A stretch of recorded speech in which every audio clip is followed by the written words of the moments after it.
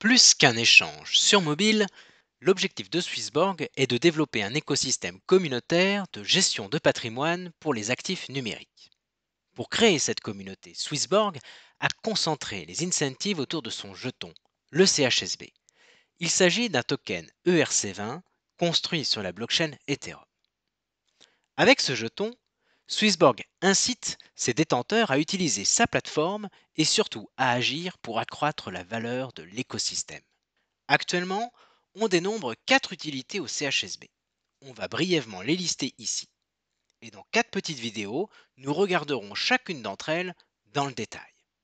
La première, et la plus évidente, se matérialise au sein de l'application, par le stacking, c'est-à-dire en acceptant de ne plus toucher à un certain nombre de ces jetons pendant un an.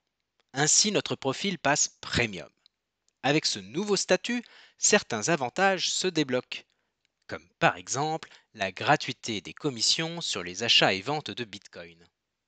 Pour comprendre les 3 prochaines utilités, il faut intégrer que Swissborg n'a pas d'actionnaire, à proprement parler. Tous les revenus générés au sein de l'écosystème y sont réinvestis à 100%. C'est vraiment pour moi une approche révolutionnaire.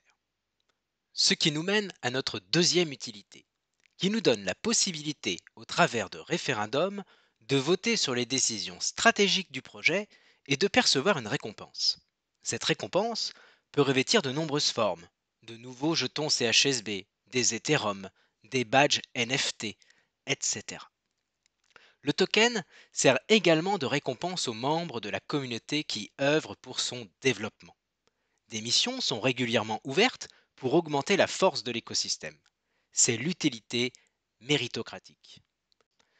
La quatrième et dernière utilité à ce jour est un concept bien connu car il a été parfaitement mis en œuvre par Binance.